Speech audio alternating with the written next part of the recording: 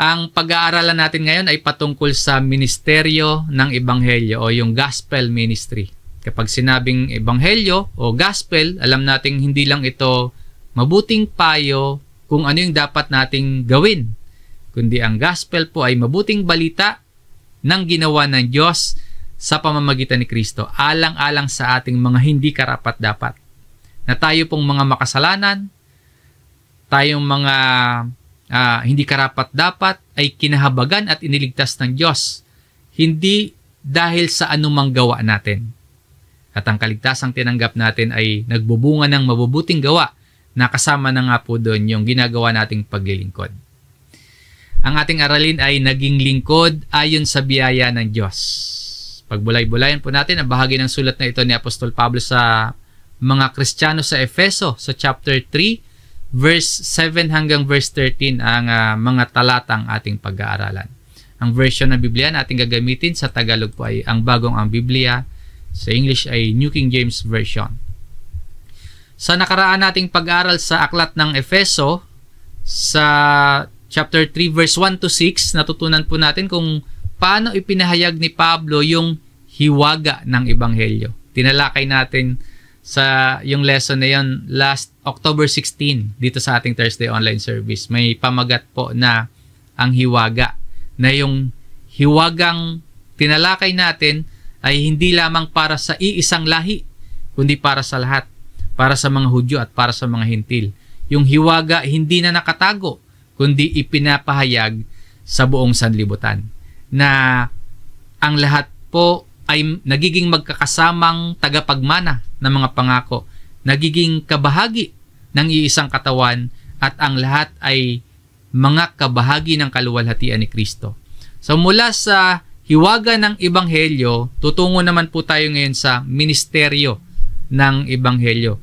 Mula sa biyayang ating tinanggap, tungo po sa tungkulin na dapat nating gampanan o isakatuparan. Pag-aralan po natin ang personal na patutuo ni Pablo kung paano siya naging lingkod ayon sa biyaya ng Diyos. Hindi dahil karapat-dapat po siya, no? Kaya dahil may kakayahan siyang maglingkod, kundi naging lingkod siya dahil sa kahabagan at kapangyarihan ng Diyos na kumilos sa kanya. Ang layunin po ng ating pag-aaral ngayon ay maunawaan natin ang tatlong bagay na ito. Una, makilala ang pinagmulan ng ating paglilingkod. Na ang pinagmulan ng ating paglilingkod ay ang biyaya ng Diyos. Hindi bunga ng sarili nating galing o kaya sarili nating kakayahan. At ang yung biyayang sinasabi po natin, hindi lamang po biyaya ng kaligtasan, kundi yung tiyak na biyaya ng pagtawag at kakayahan para sa ministeryo. So ito po ay kaloob sa atin para sa paglilingkod. Number 2, matutunan ang layunin ng ating ministeryo, na ito po ay ang maipahayag si Kristo, yung layunin ng ating ministeryo. Mapalakas ang katawan, yung iglesia. At number 3, ma-encourage ang bawat mananampalataya na tapat na maglingkod. Sa gitna ng maaari nating maranasang hirap at mga pagsubok, mahikaya tayong magpatuloy sa paglilingkod sapagkat ang Diyos mismo ang nagbibigay ng layunin at ang Diyos ang nagbibigay ng lakas sa ating paglilingkod. Sa mga layunin pong ito, matutunan po nating papagpakumbabain tayo, na hindi natin isiping mas nakahihigit tayo sa iba, na mas magaling tayo o kaya mas deserving tayo kumpara sa iba.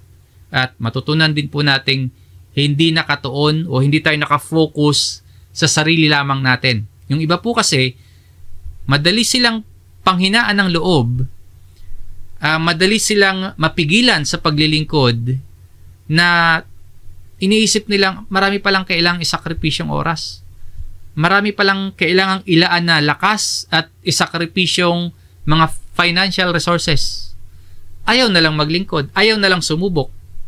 Masyadong nakatuon sa sarili o self-focus. Ang solusyon po, maturuan yung ating puso na sa Diyos tumingin sa halip na sa sarili. Na yung Diyos ang pangunahin sa ating mga ginagawa at paglilingkod. Na maunawaan nating Ang tunay na paglilingkod sa Diyos, hindi bunga ng kakayahan ng tao, kundi bunga ng biyaya at bunga ng kapangyarihan ng Diyos na kumikilos sa loob natin. Kumikilos para maipahayag natin si Kristo, para maipangaral natin ang ginawa ni Kristo, at maging yung muling pagparito ng ating Panginoong Jesucristo. Mga piling talata po nating pag-aaralan ay nagpapakita ng tatlong katuruan o tatlong punto tungkol sa tunay na lingkod ng Diyos. Una, ang pinagmulan ng paglilingkod. Ito nga po ay biyaya, ito ay kaloob. Ang unang mahalagang bagay tungkol sa gospel ministry ay yung pagkilala na ito ay kaloob. Ito ay regalo ng Diyos. Ano po yung ugat? O ano yung dahilan ng iyong paglilingkod? Ano yung nagtutulak sa iyo na maglingkod? Ano yung nagtutulak sa iyo na gumawa ng mabuti, na ibahagi ang ebanghelyo sa iba? Ang sagot po, ang biyaya. Isang nararapat na o hindi nararapat na pabor na natanggap ng mga hindi karapat-dapat, at yun ay nagbumula mismo sa Diyos. So tayo po, tulad ni Pablo, naglilingkod bilang tugon sa biyayang natanggap natin. Ganito po ang sinasabi ni Apostol Pablo sa verse 7. Tungkol sa ebanghelyong ito, ako'y naging lingkod ayon sa kaloob ng biyaya ng Diyos na sa akin ay ibinigay ayon sa paggawa ng kanyang kapangyarihan. Malinaw po yung pahayag dito ni Pablo. Hindi niya sinabing siya ay pinili dahil sa kanyang husay, na siya ay naging lingkod dahil siya ay marunong o mas karapat-dapat. Hindi po ganon. Bagkus ang sinabi niya, siya ay naging lingkod ayon sa kaloob ng biyaya ng Diyos. No, I became a minister according to the gift of the grace of God given to me. Sabi ni Apostle Paul. Siya ay ginawang lingkod o ginawang ministro. No, I became a minister. Ang ibig sabihin po ng lingkod sa Greek word ay diakonos. Ang ibig sabihin niyan, tagapaglingkod. Kaya yung pagiging minister o pagiging deacon, hindi po yan position ng pagiging mataas. Hindi yan kalagayan ng pagiging espesyal. Kundi yan po ay tungkulin ng pagpapakumbaba. Ibinigay kay Pablo libreng kaloob ng Diyos. So, paano tayo tuturuan ng katotohanan ito na matatanggal yung pagmamataas at pagtingin natin sa ating sarili? Sinasabi dito, ako'y naging lingkod ayon sa kaloob ng biyaya ng Diyos. Ipinagkaloob kay Pablo hindi dahil karapat-dapat siya, kundi pribilehiyo ito na natanggap niya. Hindi niya karapatan, hindi entitlement.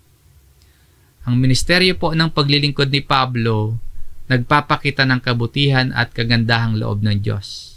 Ipinagkaloob kay Pablo, hindi lang yung kaligtasan, kundi yung pribilehiyo na ipamalita niya yung ebanghelyo ng kaligtasan patungo sa maraming tao. Ganon din po yan sa atin. Tinanggap natin yung pribilehiyo na makapaglingkod hindi dahil karapat-dapat tayo. Tinanggap natin yung pribilehiyo na makapaglingkod dahil sa biyaya ng Diyos sa atin. So manatili tayong mapagpakumbaba. Magpatuloy tayo sa paglilingkod. Kung tinatanggap natin ang katotohanan ito, magagampanan natin yun ng may kababaang loob. Tulad ni Apostol Pablo. Naglilingkod tayo hindi dahil sa sarili nating kakayahan. Or kaya naglilingkod tayo hindi dahil sa sarili nating halaga, kundi dahil lamang sa biyayang kaloob ng Diyos na nasa atin. At ang sabi pa, ayon sa paggawa ng kanyang kapangyarihan. Matatanggal yung ating pagmamataas kung marirealize din natin ito, na magagawa lamang pala natin ang ating paglilingkod hindi dahil sa ating sariling lakas, hindi sa sarili nating kapangyarihan kung meron, o kaya sariling pagsusumikap, o kaya sariling determinasyon, kundi magagawa natin yung ating paglilingkod by the effective working of God's power. Ang focus po, hindi sa sarili. Wala sa desisyon, hindi sa kakayahan natin. hindi sa effort natin, hindi sa husay, katulad ni Pablo, kundi sa pamamagitan lamang ng kapangyarihan ng Diyos. At tulad nga po ni Apostol Pablo, hindi natin makakaya ang paglilingkod dahil sa ating mga limitasyon, dahil sa ating mga kahinaan. Pero kung mauunawaan natin ang kapangyarihan ng Diyos, ang kanyang kapangyarihan, magagawa natin ang mga pinapagawa sa atin ng Diyos dahil sa kanyang biyaya, dahil sa kanyang kapangyarihan. At pagkatapos, sinabi ni Pablo sa simula ng verse 8, bagaman ako ang pinakahamak sa lahat ng mga banal.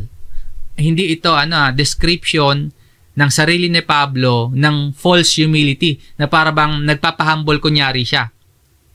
Yung ganito pong pagpapakilala ni Pablo sa kanyang sarili na bagaman ako ang pinakahamak sa lahat ng mga banal, karaniwan po nating mababasa yan sa kanyang mga sulat. Sabi niya sa mga taga-Korinto, sapagkat ako ang pinakahamak sa mga apostol. Inihambing naman ni Pablo yung kanyang sarili sa mga apostol. Dito sa Efeso, yung point of comparison sa lahat ng mga Kristiyano o sa lahat ng mga banal. No? The list of all the saints. Sa ating panahon po, kapag tayo ay speaker, kapag tayo ay minister, kapag tayo po ay leader, ministry leader, usually ang inaasahan natin, tayo yung VIP. Tayo yung mataas. Pakiramdam natin tayo yung pinakamahalaga. Pero si Pablo iba. May kababaang loob bilang lingkod ng Diyos. Sabi pa nga niya kay Timoteo, sa sulat niya kay Timoteo, siya ang pinakamasama sa lahat ng mga makasalanan. Hindi yon false humility. Yung biyaya at kapangyarihan ng Diyos nagdulot kay Pablo ng kababaang loob. Ang pinagmula ng paglilingkod, biyaya. Ito ay kaloob. So ano yung tinuturo nito sa atin? Kung susuriin natin yung ating mga sarili, makikita natin hindi tayo karapat-dapat sa anumang ministry. Pero katulad ni Pablo, dahil sa biyayang kaloob sa atin, tayo po ay tinawag, tayo ay pinagkalooban, hindi para magmalaki, kundi para maging mapagpakumbaba. Yung kababaang loob po, ebidensya ng taong nakakaunawa ng biyaya. Kapag alam nating wala tayong karapatan, pero binigyan tayo ng pagkakataon, yung tanging tugon natin, pagpapasalamat at tapat na paglilingkod sa Diyos. Matapos nating maunawaan yung pinagmulan ng paglilingkod, no, yung biyaya na ito ay kaloob, at hindi natin karapatan, hindi entitlement, hindi yung paglilingkod, hindi po yan katungkulan para ipagmalaki o para ipagmataas. Matapos po nating maunawaan yan, ang isa pang mahalagang maisaalang-alang tungkol sa tunay na lingkod ng Diyos, ito po, number 2. Ang layunin ng paglilingkod. Ano po yung layunin? Ipangaral si Kristo sa lahat. Matapos maipaliwanag ni Pablo yung kanyang pagiging lingkod ay ayon sa biyaya ng Diyos, yung kasunod niyang sasabihin ay ang layunin ng pagkatawag sa kanya. Sa punto pong ito, nawa makita din natin na yung paglilingkod, hindi lang pala ito pagganap ng tungkulin, na hindi lang basta magawa lang at hindi lang para sa pansariling kapurihan, na para bang yung ministry natin ay platform para magpakita tayo ng talento or para lugar para magpasikat tayo, magpakita tayo ng talino, ng galing. Hindi po ganon. Tandaan natin na ang tunay na lingkod may malinaw na misyon at layunin. At ang layunin nga po ay ipahayag, ipangaral si Kristo sa lahat. Hindi yung sarili. Kung nangangaral tayo, hindi yung sarili natin, yung dapat na laman ng ating preaching. Na kung nag-share tayo ng ating faith, ang dapat na laman nun, hindi yung sarili natin. Or kung nangunguna tayo sa, halimbawa, music ministry, hindi natin ginagawa yung pagiging bahagi natin ng ministeryong iyon para sumikat, para makapag-present ng galing o kaya para makilala tayo. Na kapag walang nakaka-recognize sa talent natin, na para bang wala nakaka-appreciate ng talent natin, sasabihin natin, ayoko na nga sa ministry na yan. O kaya, lilipat na lang ako sa ibang church. Hindi po dapat sa sarili nakafocus. Sa halip po, ang dapat na mangibabaw sa puso ng tunay na lingkod ay kung ano yung nais ng Diyos na mangyari. Sabi po ni Pablo sa verse 8, ang biyayang ito ay ibinigay sa akin upang ipangaral sa mga hintil ang mga di masukat na mga kayamanan ni Kristo. Yung salitang ipangaral o should preach, nangangahulugan pong ihayag. Ipangaral, ipamalita, ipahayag ng may sigasig, ipahayag ng may katapatan. Yung preaching naman po, hindi lamang ginagawa yan sa pulpito. Hindi lamang yan tuwing araw ng linggo sa mga pagtitipon ng mga mananampalataya. Kundi yung pangangaral ng mabuting balita, magagawa po ng kahit sino sa atin. Kung nauunawaan natin at naniniwala tayo sa gospel, magagawa nating i-preach, no? Ipangaral sa iba ang ebanghelyo. Sabi dito, para kanino daw yung gospel? Sa mga hintil. Yun yung particular na audience ni Pablo. Hindi para baliwalain po yung mga Hudyo, no? Pero may emphasis sa special na pagkatawag kay Pablo na dalhin niya yung gospel sa mga hintil, sa lahat ng mga bansa. Tungkol saan? O ano po yung laman ng mensahe na ipinapangaral ni Pablo? Tungkol po sa mga di masukat na mga kayamanan ni Kristo. Mga kayamanang hindi nasusukat ng ng salapi, hindi masusukat, kayamanang hindi nabibili ng tagumpay. Kayamanang hindi natatamo dito sa mundo, hindi ibinibigay ng sanlibutan. Ano pong kayamanan ito? Ito yung kayamanang espiritual, kapatawaran ng kasalanan, kapayapaan ng isip, kakontentuhan ng puso, bagong buhay na matatagpuan lamang kay Kristo. Yan yung mga kayamanang espiritual. Higit sa lahat, yung buhay na walang hanggan, yung kaligtasan na ngayon pa lamang po sa buhay na ito, napapasa atin sa pamamagitan ni Kristo. Yan po yung unsearchable riches of Christ. Kumbaga kung sukatan ay pera, sa dami ng pera, hindi natin mabilang sa dami. Or kung sa lalim ng dagat, hindi natin masisid yung dulo, hindi natin mapuntahan yung kailaliman. Mauunawaan lamang natin yung mga kayamanan ni Kristo, pero hindi natin lubos na mauunawaan. Gayunpaman, ipangaral pa din. Ipaglingkod. Sabi pa ni Pablo sa verse 9, at maliwanagan ang lahat ng mga tao kung ano ang pagiging katiwala sa hiwaga na sa lahat ng panahon ay inilihim ng Diyos na lumalang ng lahat ng mga bagay. Ibig sabihin, ang misyon ni Pablo, ipaliwanag ang dakilang plano ng Diyos. Ano ba yung plano? Yung kaligtasan, bukas na, hindi lamang sa mga Hudyo, kundi bukas na maging sa mga hintil. Yung mission po, maipaunawa, maipaliwanag o mabigyang liwanag ang lahat ng mga tao tungkol sa hiwaga, tungkol sa mystery. Yan yung tinalakay natin sa verse 1 to 6. Yung mystery, yung plano ng Diyos na dati nakatago pero ngayon ay hayag na. Ang plano po, pagkasunduin ang mga tao sa Diyos at pag-isahin ang mga Hudyo at mga hintil sa iisang katawan, ang iglesia. Yan po yung mystery. Dito po, lubos na nakikita natin yung puso ng ministeryo ni Pablo. Yung kanyang layunin, hindi maitaas yung kanyang sarili. Ang kanyang layunin, hindi yung siya yung maitanghal, kundi ang ipahayag at ang maitanyag ay si Kristo. O yung sentro ng paglilingkod ni Pablo ay ang pagpapatotoo tungkol kay Kristo. Hindi yung pagsulong ng sariling kapakanan.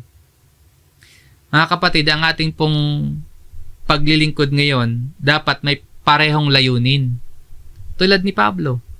Ang layunin po, maliwanagan ang lahat ng mga tao to make all see ang ipangaral si Kristo. Yung tunay na lingkod, hindi naghahanap at hindi naghahangad ng papuri ng tao. Alalahanin po na ang pinagmulan ng ating paglilingkod ay biyaya ng Diyos. Hindi natin karapatan, kundi pribilehiyo lamang na ipinagkaloob sa atin, at ang layunin nga po, maipangaral si Kristo sa lahat. Ang maipangaral ang hindi masukat na kayamanan ni Kristo. Ang maipangaral ang hiwaga at plano ng Diyos ng pagliligtas sa mga tao. So, matapos ipaliwanag dito ni Pablo yung tungkulin niya na ipahayag ang hiwaga ng Diyos, sinundan niya po ito ng isang malalim na dahilan na sa pamamagitan ng iglesia ay maipahayag ang karunungan ng Diyos sa lahat. Sa verse 10 po, upang sa pamamagitan ng iglesia, no, by the church. Ang iglesia po ay ang daluyan o instrumento para mahayag ang karunungan ng Diyos. Hindi lamang si Pablo yung tagapagpahayag. Hindi lamang si Pablo yung daluyan ng hiwaga at plano ng Diyos, kundi maging o sa pamamagitan ng iglesia. So, bakit na-create? Bakit nilikha ng Diyos ang iglesia? Upang maipaalam, be made known, yung iba't ibang anyo ng karunungan ng Diyos.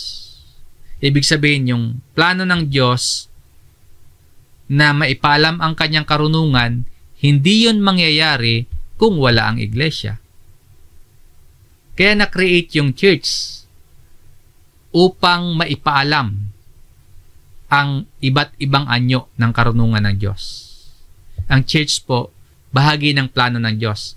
Mahalaga ang iglesia dahil ang layunin ng paglilingkod para sa ebanghelyo ay hindi maisa sa katuparan kung wala ang iglesia. Kaya ang atin pong paglilingkod, anumang ministeryo, anumang ministry yung ating kinabibilangan bilang bahagi ng local church, hindi lamang natin ito gawain. Hindi lamang natin ito basta tungkulin na gustong gampanan, kundi ang atin pong paglilingkod ay bahagi ng malawak na plano ng Diyos. Ano ba yung gusto ng Diyos na mangyari sa pamamagitan ng iglesia? Ay maipaalam ngayon sa mga pinuno at sa mga kapamahalaan sa sangkalangitan.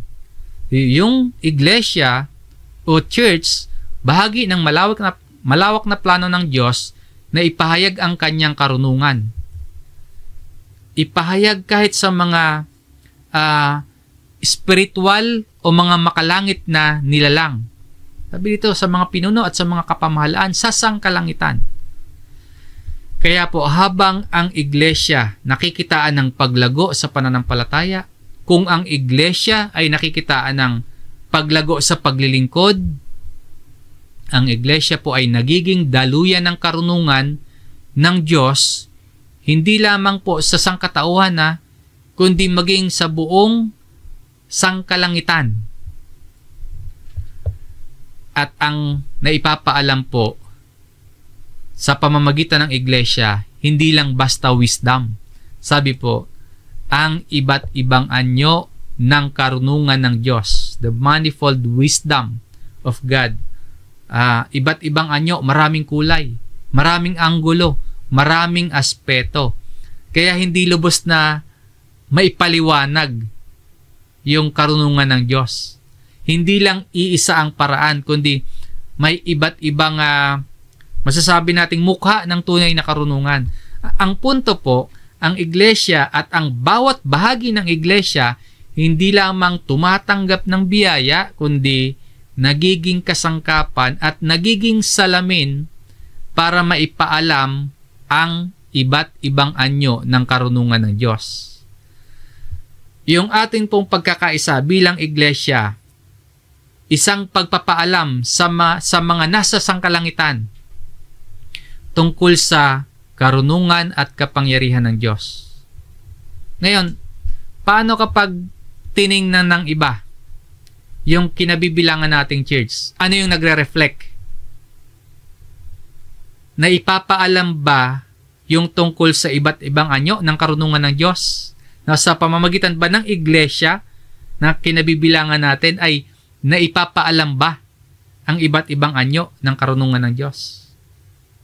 Kapag tiningnan, kapag sinuri, yes, marami makikitang imperfections. Yung iglesia na kinabibilangan natin, may mga disagreements, may mga tampuhan, may mga kasalanan. May makikita din naman tayong paglago, pero meron tayong makikitang nakakadismaya din. So, struggling pa rin naman tayo.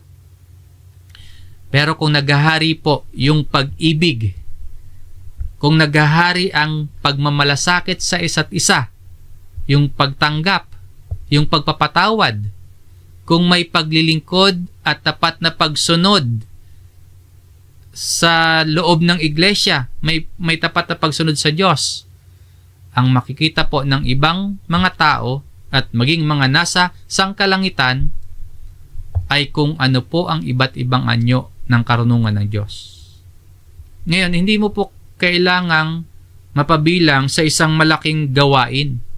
Hindi mo po kailangang mapabilang sa isang malaking ministeryo, or hindi mo kailangan maging may impluwensyang tao o sikat o tanyag na tao para makita ng iba yung karunungan ng Diyos na nasa iyo. Sapat na po na maging aktibo kang bahagi ng iglesia at maging tapat na lingkod ayon sa biyaya ng Diyos. At makikita na po sa iyo ang iba't ibang anyo ng karunungan ng Diyos. Kaya lang po, paano natin magagampanan yung paglilingkod kung meron tayong mga halimbawa, nararanasang pagsubok at hirap? Paano natin makikita yung tunay na halaga at kahulugan ng mga pagdurusa sa paglilingkod? Minsan, ang ilan sa atin, inuusig ng mga kaibigan. Binagdududahan ng pamilya, minamaliit ng ibang mga tao. Paano tayo makakapagpatuloy sa paglilingkod? Sa kasunod na punto po at mga talatang ating pag-aaralan, ituturo naman ni Pablo kung saan nanggagaling yung lakas ng paglilingkod. Ito yung point number 3. Ang lakas ng paglilingkod, ang kapangyarihan, at pananampalataya kay Kristo. Tapos nating maunawaan yung naunang dalawang punto ng paglilingkod na nakasentro sa Diyos. Yung biyaya, no, na ito ay kalob sa atin, at yung layunin ay ang maipangaral si Kristo sa lahat. Ito pa yung isang mahalagang sangkap o ang lakas o tatag ng ating paglilingkod at papapahayag ng Ebanghelyo. Sa verse 11 hanggang verse 13 ng sulat ni Apostle Paul, ipapakita niya kung saan nanggaling yung tunay na lakas ng paglilingkod. May tatlong katangian o tatlong pinagmumulan tayong makikita. Number 1, yung katiyakan ng plano ng Diyos. Sa verse 11, Ephesians chapter 3, ito ay ayon sa walang hanggang panukala. Ang unang sangkap ng lakas ng paglilingkod ay yung katiyakan ng plano ng Diyos. Ang salita ditong walang hanggang panukala o the eternal purpose. Ang isang ibig sabihin niyan, itinakdang layunin. Isang bagay na matagal nang binalak. Isang bagay na matagal nang plinano ng Diyos bago pa man malika ang lahat. Ibig sabihin nito, yung misyon at yung ministeryo noon ni Apostol Pablo at maging yung paglilingkod natin ngayon, hindi aksidente. Hindi walang purpose, kundi po yung misyon at ministeryo ni na Pablo noon at natin ngayon, bahagi ng eternal purpose ng Diyos. Yan ay sa pamamagitan ni Kristo Jesus. Kung tayo, ng mga tao ang nagplano, wala tayong kasiguraduhan. Matutupad ba natin yung mga plano natin o hindi? Walang katiyakan. Pero kapag ang Diyos ang nagplano o nagpanukala, yun, tiyak yun, mangyayari, matutupad. Sigurado. At sa Diyos nga po, natupad ang kanyang panukala. Sabi nga sa talatang ito, na kanyang ginawa kay Kristo Jesus na Panginoon natin. He accomplished sa pamamagitan ni Jesus. Nagawa ng Diyos yung kanyang panukala sa pamamagitan po ng kamatayan, sa pamamagitan ng muling pagkabuhay, sa pamamagitan ng pag-akyat sa langit at pag-upo sa kanan ng Diyos. At malulubos yung katuparan ng lahat ng panukala ng Diyos sa muling pagbabalik ni Kristo. Malulubos po yung katuparan ng plano ng walang hanggang panukala ng Diyos sa muling pagparito ni Jesus. Tiyak yun, sigurado yun. Kaya po, yung mga ginagawa natin, yung pangangaral ng Ebanghelyo, yung pangangasiwa ng iglesia, yung pagmamalasakit sa kapwa, lalo na sa spiritual na aspeto, hindi lang yan basta tungkulin o gawain. Hindi lang yan basta isang activity lang. Kundi tayo po ay nakikibahagi sa walang hanggang panukala o eternal purpose ng Diyos. Sa katotohanan pong yan, yung katiyakan ng plano ng Diyos, diyan nakaugnay yung pinagmumulan ng lakas ni Pablo. Diyan din nakaugnay yung pinagmumulan ng lakas ng bawat Kristiyano sa paglilingkod o ministeryo ng Ebanghelyo. Sa ikalawa, ang pakikipag-ugnayan kay Kristo. Ito pa yung isa, na yung pinagmumulan ng lakas ng paglilingkod. Verse 12, na sa Kanya'y makakalapit tayo sa Diyos na may lakas ng loob at pagtitiwala. Yung pangalawang sangkap ng lakas ng paglilingkod ay ugnayan sa Panginoon. Sabi dito ni Pablo, in whom o nasa Kanya'y. Ibig sabihin, si Kristo ang dahilan para makalapit tayo sa Ama. At hindi lang basta makakalapit kundi makakalapit ng may lakas ng loob at pagtitiwala. Na access with confidence. Hindi dahil sa ating kabutihan kung mabuti tayo. Meron tayong access with confidence, hindi dahil sa mga gawa nating mabuti kung meron man, kundi dahil sa ating relasyon o pakikipag-ugnayan kay Kristo. Ang susi dito, yung ating pakikipag-ugnayan kay Jesus. Kaya po, yung lakas ng ating paglilingkod, hindi nakabase kung sino tayo. Yung lakas ng ating paglilingkod, hindi nakabase kung gaano kadami yung mabubuting gawa natin, kundi po sa pamamagitan ng pananampalataya natin kay Jesus. Sa huling bahagi ng verse, sabi ni Pablo, sa pamamagitan ng ating pananampalataya sa Kanya, through faith in Him, dahil kay Kristo. Sa pamamagitan ni Kristo, tayo po ay kapwa nakakalapit sa presensya ng Ama. Kung may lakas ng loob at pagtitiwala tayong makalapit sa Diyos, hindi ba palalakasin ito yung loob natin na lumapit o humarap kanino man para ipahayag ang hiwaga ng Diyos? Kung makakalapit tayo sa Diyos na may lakas ng loob at pagtitiwala, hindi ba palalakasin din ito yung loob natin para ipangaral ang Ebanghelyo? Ano ba yung kinatatakutan natin at napipigilan tayong maglingkod o makibahagi sa ministeryo ng Ebanghelyo? Baka may mawala sa atin? Baka may masirang relasyon? Baka mawalan tayo ng kikitaing pera? O nag-aalala tayo na baka kasi wala namang mangyari sa ministry natin kaya hindi na lang tayo nakikibahagi. Kaya napipigilan tayo sa paglilingkod. Baka wala naman tayong maakay na ibang tao. Kung meron po tayong pananampalataya kay Jesus, yung lakas para tuparin natin ang misyon ng pagliligtas at layunin ng pangangaral ng Ebanghelyo, dumadaloy sa atin dahil sa pakikipag-ugnayan natin kay Jesus. Kasi ang Panginoong Jesus, isang dakilang halimbawa ng paglilingkod sa Diyos, pangangaral ng Ebanghelyo, misyon ng pagliligtas. Nakaugnay tayo doon. So yung lalim ng pakikipag-ugnayan natin kay Jesus, yun yung nagbibigay lakas sa atin sa paglilingkod. Kaya lang alam ni Apostol Pablo na kahit nakakalapit na tayo sa Diyos, hindi pa din mawawala yung mga hirap at hindi pa rin mawawala yung mga pagsubok na maaring pumigil sa atin sa paglilingkod. Na kahit may pananampalataya na tayo, hindi tayo ligtas sa mga pagdurusa. Sa ikatlo po na punto, ang katatagan ng lingkod ay nakikita sa gitna ng paghihirap. Yung hirap o mga sakripisyo na kailangan nating gawin, madalas po, yun yung mga bagay na nakakahadlang o kaya nagpapahinto sa atin na maglingkod or ma-involve sa ministry.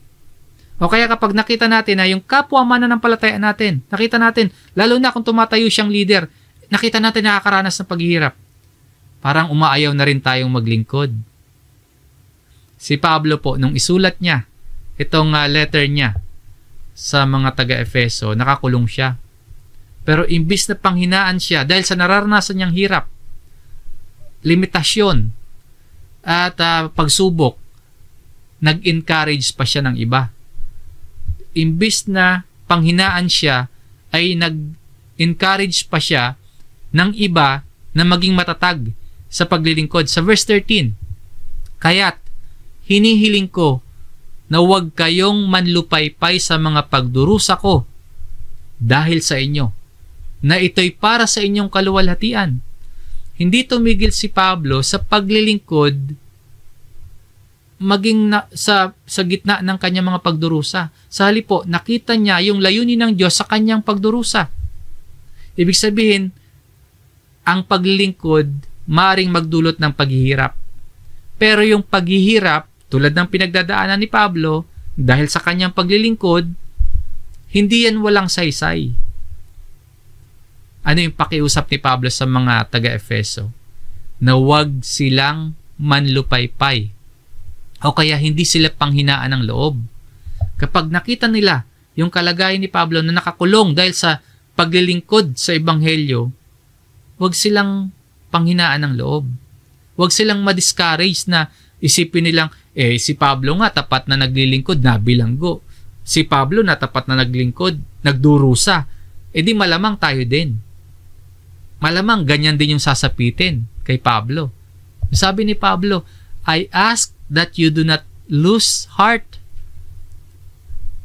Yung tunay na lakas ng lingkod ng Diyos, hindi po nasusukat sa dami lang ng tagumpay o kaya sa ginhawang nararanasan. Hindi po ganon. Kundi sa tatag at sa pagpapatuloy ng paglilingkod sa gitna ng mga pagdurusa. Na handa tayong magsakripisyo alang-alang kay Jesus. Yung tipong we are willing to lose something o kaya to lose everything for the sake of Christ. Yung tipong gano'n, na handa tayong umalis sa komportable nating kalagayan para lang mapangalagaan ang aral at maipangaral ang Ebanghelyo at mapangasiwaan yung iglesia. So, wag tayong panghinaan ng loob. Maging kapag nakikita natin yung ating mga leader or kapwa kapatid sa pananampalataya, nakikita natin nagdurusa para sa Ebanghelyo, huwag tayong manlupaypay. Huwag tayong panghinaan ng loob. Sa halip po, makita natin ito bilang patunay ng katapatan ng Diyos at ng kadakilaan ng kanyang layunin. Kaya mga kapatid, kung tayo man po ay dumaraan sa pagsubok, dumaraan sa mga pagdurusa sa ating ministeryo, alalahanin natin ito. Ang lakas ng paglilingkod nasa kapangyarihan at pananampalataya kay Kristo. Ang katiyakan ng plano ng Diyos, nandiyan yung lakas ng paglilingkod. Yung pakikipag-ugnayan kay Kristo at ang katatagan ng lingkod nakikita sa gitna ng paghihirap. Mga kapatid, Sa kabuuan po ng mga talatang pinag-aralan natin sa Ephesians chapter 3 sa verse 7 hanggang 30, nakita natin na yung paglilingkod hindi tungkol sa ating kakayahan. Hindi tungkol sa sarili nating effort, kundi sa biyaya, sa layunin, at sa kapangyarihan ng Diyos na kumikilos sa atin. Tulad po ni Pablo, tayo din ay mga instrumento o mga kasangkapan lamang. May limitasyon, may kahinaan, pero pinalalakas ng Diyos. Mga hindi karapat-dapat, pero ginagawang tapat ng biyaya ng Diyos. Sa ating pong pagtatapos, pagbulay-bulayan natin ang mga aral at mensaheng iniiwan ni Pablo para sa atin ang mga nagbabasa ng sulat niya mula sa talatang ating pinag-aralan. Mga paalala na maghihikayat at magpapatatag sa atin sa paglilingkod sa Diyos. Yung pagiging lingkod ng Diyos, hindi po katungkulan lamang, kundi ito po ay biyaya at pribilehyo. Ang paglilingkod hindi tungkol sa kung gaano tayo kagaling, kundi kung gaano kabuti ang Diyos na pumili at tumawag sa atin para maging kasangkapan niya sa pagdaloy ng Ebanghelyo patungo sa iba. Paalala po sa ating lahat, kung ikaw ay nasa ministeryo, una, magpatuloy ka na. Merong kababaang loob. Yung tunay na lingkod, hindi naghahanap ng papuri. Ang tunay na lingkod, nagpapasalamat sa pagkakataon na makapaglingkod. Hindi tayo naglilingkod para maitanyag yung sarili natin, para makilala tayo ng mga tao. Naglilingkod tayo para makilala ng tao ang Diyos na ating pinaglilingkuran. Magpasalamat ka sa biyaya ng Diyos. Huwag mo pong isipin na yung ministeryo mo trabaho lamang, kundi iyan ay pribilehyo, regalong kaloob ng Diyos. Number 2, maging tapat sa salitaan ng Diyos. Ikaw po ay nasa ministeryo, manatiling tapat sa pagkatawag ng Diyos, tapat sa pangangaral ng kanyang salita, tapat sa pangangaral ng Ebanghelyo, at syempre po, tapat din na ipinapamuhay ang gospel. And paalala po sa lahat ng mga elders na nakikinig sa bawat lokal. Kausapin po at kumustahin ang mga kapatid. Payuhan ninyo ng mga biblikal na aral, lalo na po yung mga kabataan. Kumustahin at kausapin. Paalalahanan po na ang kahalagahan ng Ebanghelyo. Tulungan, gabayan, ipanalangin at akayin na manatili sa iglesia. And lastly po, number 3, maging matapang sa paglilingkod sa Diyos. Maging matapang, maging masigasig. Merong panawagan sa atin na maging matatag sa paglilingkod sa Diyos. Lakasan po ninyo ang inyong loob. Malaki yung nakasalalay. Malaki yung nakataya. Hindi lang para sa sarili lang nating kapakanan, no? Kundi para din po sa kapakanan ng mga kapatid natin na mahihina pa sa pananampalataya. Kaya lakasan po ninyo ang inyong loob, maging matapang sa paglilingkod. Para din po sa kapakanan ng mga taong hanggang ngayon hindi pa nakakakilala kay Kristo. Kung narinig at kung naunawaan at tinanggap mo po ang gospel, kung kilala mo si Kristo, kung lagi mong naalala kung anong ginawa niya para sa atin, at kung naghihintay ka sa muling pagparito ni Jesus, maglingkod po at ipangaral ang Ebanghelyo. Tayo ay mga naging lingkod ayon sa biyaya ng Diyos.